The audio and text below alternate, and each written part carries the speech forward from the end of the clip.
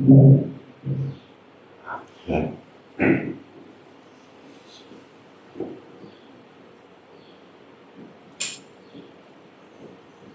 นี้ก็จะมีการบวชภิกษุภิกขุสองแม่ชีอะไรวะ2 หรือ 3 2เนาะแม่ชี2การบวชคือการนำตัวเองมาฝึกหัดตนเองข่มใจออกจากอุปนิสัยในความเห็นแก่ตัวที่มันเคยชินในการขาลักหรือประพฤติผิดตามอำเภอใจของตนตลอดทั้งโกหกทำให้ผู้อื่นเสียชีวิตทรัพย์สินและให้ออกจากเครื่องดองของมึนเมาเสพติดต่างๆคือการข่มใจฝึกหัดเพื่อสิให้มันสำรอกออกทั้งเบิดเลยการบวชมีความหมายคือเพื่อให้พ้นออกจากทุกข์จากการเวียนว่ายตายเกิดนี่แหละ เพราะว่าเราเห็นไพ่ในสารพัดไพ่ในการเกิดเห็นไพ่ในวัฏสงสารจึงมีการบวชเพื่อจะออกจากความคุ้นชินอยู่ในครอบครัวผัวเมียลูกเต้าเล่าหลานญาติพี่น้องคุ้นชินในการทำมาหากินต่างๆสารพัดคุ้นชินในการอิจฉาริษยานินทาเขาจะออกจากสิ่งเหล่านี้ออกจากความคุ้นชินเคยชินการสละความเห็นแก่ตัวออกมาเห็นแก่ตัวหรือโลภจึงมีการฆ่าสัตว์ตัดชีวิตมั่งจึงมีการลักมั่งจึงมีการประพฤติผิดไปต่างๆนานาในความมีดีว่าใจในรูปรสกลิ่นเสียงมั่งจึงมีการโกหกให้ผู้อื่นเสียชีวิตทรัพย์สินมั่งเสียห้าสิสละสิ่งเหล่านี้ออกสละความเห็นแก่ตัวแล้วก็มาก็สังเกตความเคยชินของการคิดเกินแบบภาวนาเพื่อจะเห็นความจริงที่เฮาเป็นอย่างคือถูกพอยึดมั่นถือมั่นกับสิ่งใดเฮาก็ทุกข์กับสิ่งนั้นนั่นแหละนี่เป็นเบื้องต้นของการบวชแล้วมีการระวังทำการก็คือให้อยู่กับตัวเองให้ได้ตัวเองคือลมหายใจตัวเองคือลมหายใจตัวเองคือความรู้สึกในความรู้สึกอันเป็นอุเบกขาตัวเองคือจิตเห็นจิตคือสติกำกับจิตให้อยู่ในลมหายใจให้อยู่ในความรู้สึกตัวเอิ้นว่าทำความรู้สึกตัวพร้อมให้อยู่กับตนเองเพื่อที่สังเกตความคิดในความเคยชินที่มันคิดไปให้มันรู้ตัวเองจะให้หนีออกจากความรู้สึกนี้กายเวทนาจิตเวทนากายในความรู้สึกตัวของตัวเองเองความเคยชินของความคิดพวกเขาตื่นถือคิดหาเงินคิดไปเอานั่นเฮ็ดนี่สารพัดนั่นแหละแต่ผู้ใดหยุดความคิดใดบ่มีการนึกปรุงแต่งในความใดดีมีเป็นผู้นั้นก็พ้นออกจากการเวียนว่ายตายเกิดออกจากสังสารวัฏออกจากวัฏสงสารออกจากทุกข์เกิดอันเกิดจากความเวียนว่ายตายเกิดนั่นแหละพอทุกคนมีความปรารถนามีมาแต่เก่าก่อนทุกคนตกอยู่ใต้อำนาจของความปรารถนาคนที่มีความปรารถนาในทรัพย์สมบัติจะได้ยศถาบรรดาศักดิ์จะได้ทรัพย์สมบัติร่ำรวยต่างๆนานาจะได้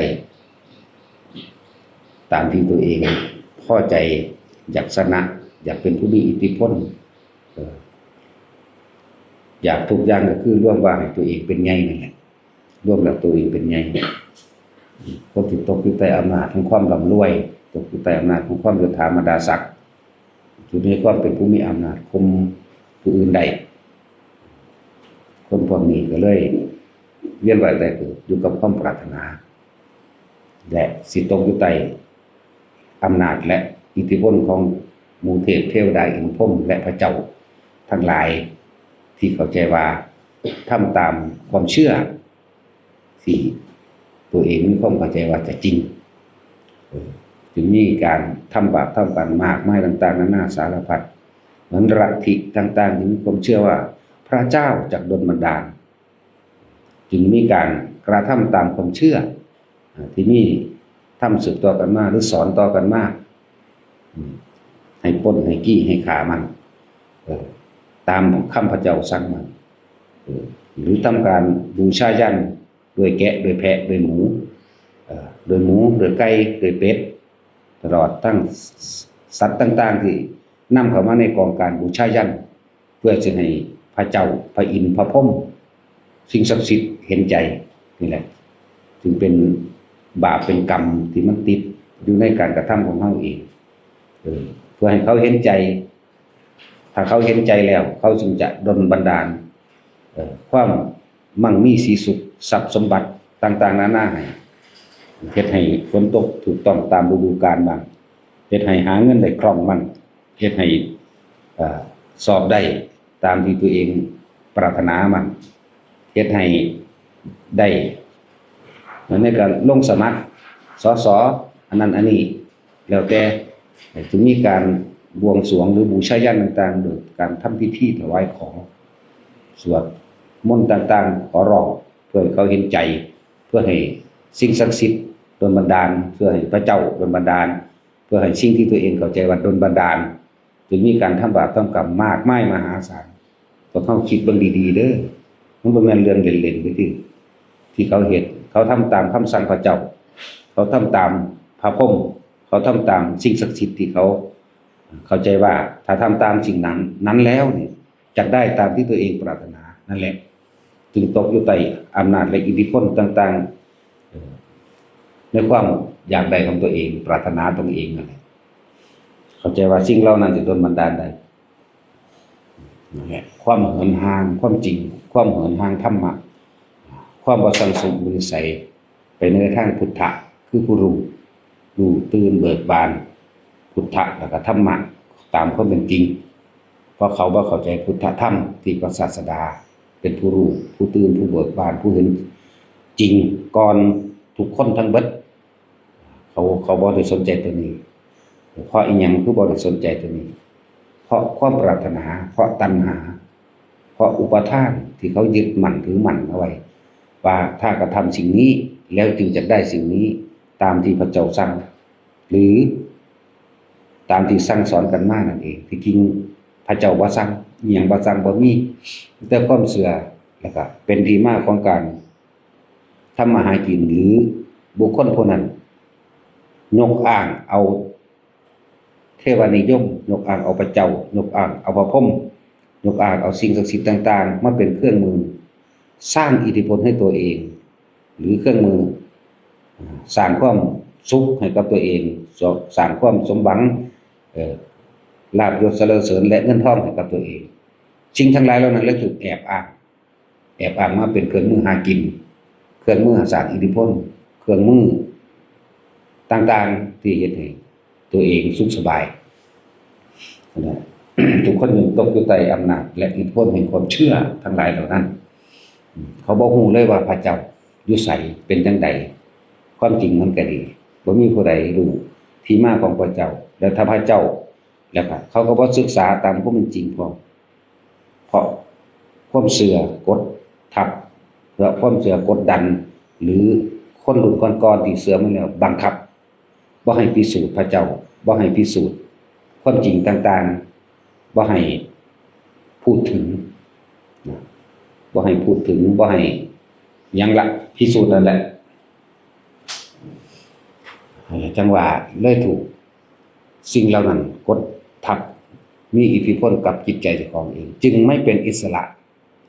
บ่เป็นอิสระพวกนี้กรรมที่ตัวเองกระทำลงไปบ่ว่าการฆ่าล้างเผ่าพันธุ์ทำลายต่างๆนี่พวกเจ้ามองโลกให้มันกว้างๆเด้อที่เราเห็นอยู่ในระหว่างต่างประเทศฆ่าล้างทำลายตามคำสั่งพระเจ้าเพื่อที่จะให้ได้มา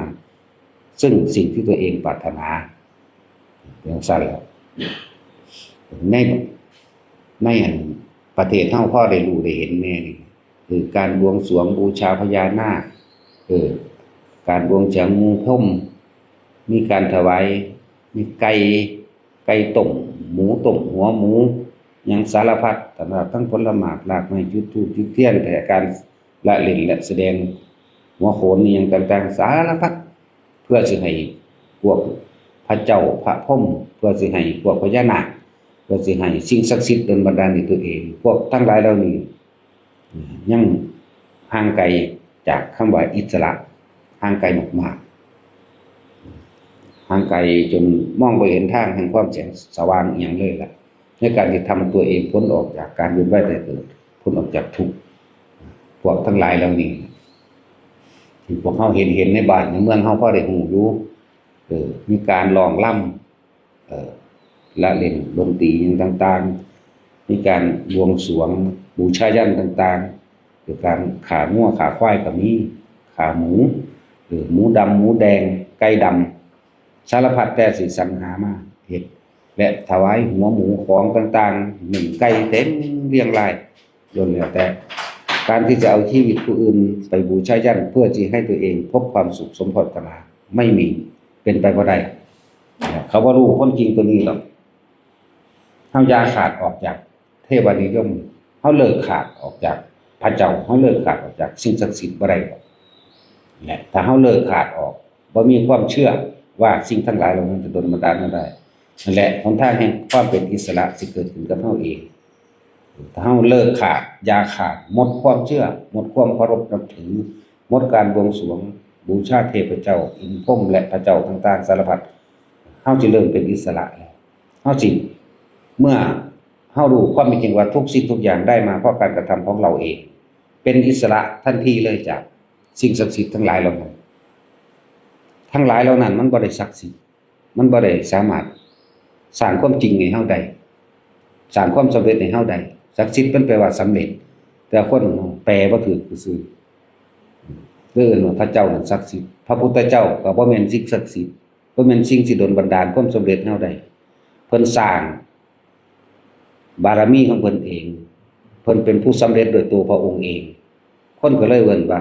เป็นสิ่งศักดิ์สิทธิ์ที่จะดลบันดาลความสำเร็จให้เฮาได้บ่แม่นแบบนั้นคำสอนเพิ่นออกมาคำแรกมีแต่อัตถิอัตโนนาโถทั้งนั้นทุกคนเป็นที่พึ่งของตนเองตามความเป็นจริง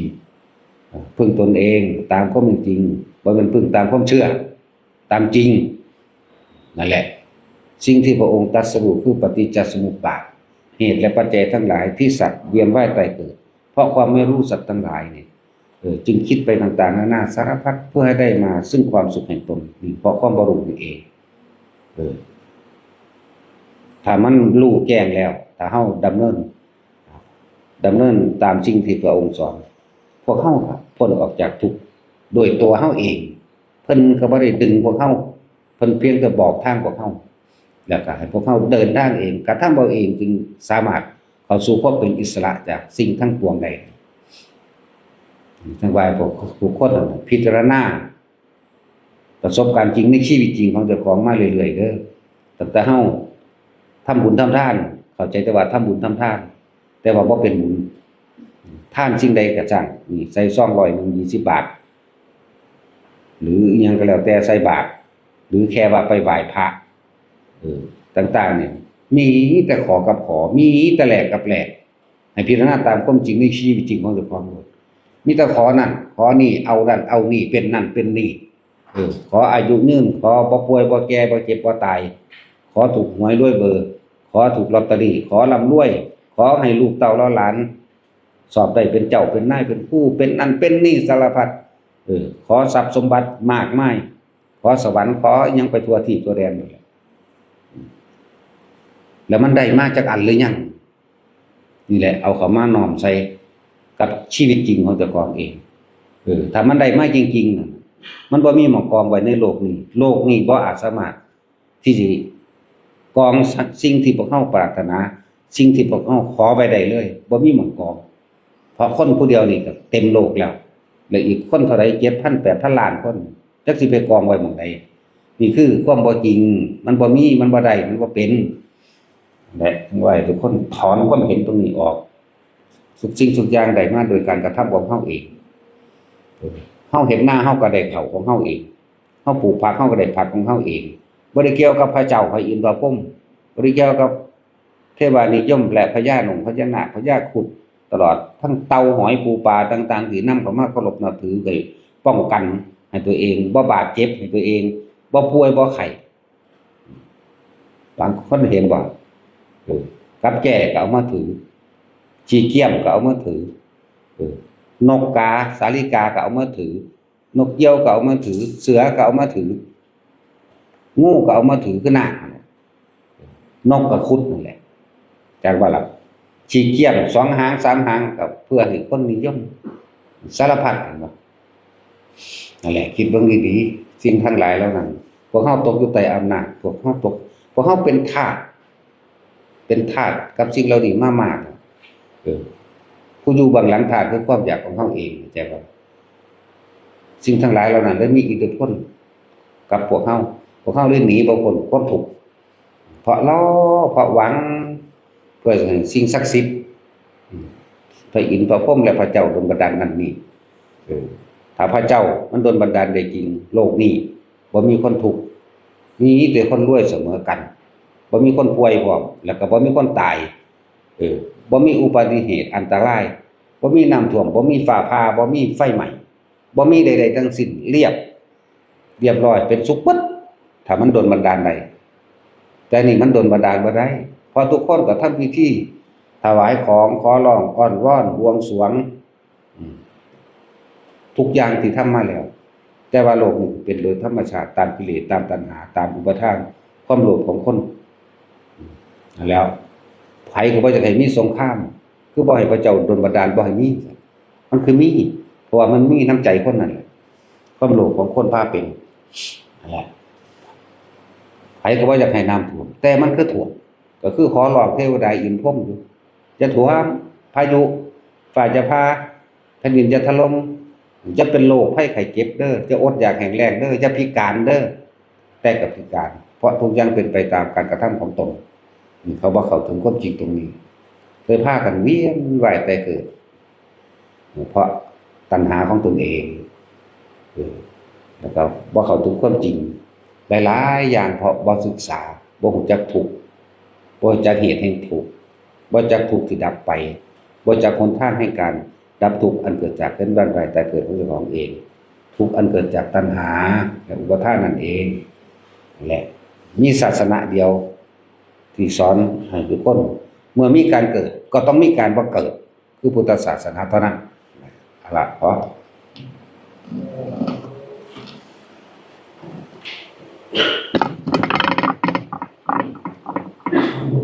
ยะถาวาริวหาปุราปาริปุเรนติสาคารังเอวเมวะอิโตทินังเปตานังอุปกัปปติอิจิตังปฏิตังตุมหังคิปะเมวะสมิจันโตสัพเพปุเรนโตสังกัปปาจันโทปนะระโสยะถามณิโชติระโสยะถาสัพพิติโยวิวัชชันตุสัพพะโลกวินาศตุมาเตภวัตวันตรายโยสุขีทีกายุโกภวะอาภิวาทนาสิริสานิจังมุทธาจายิโน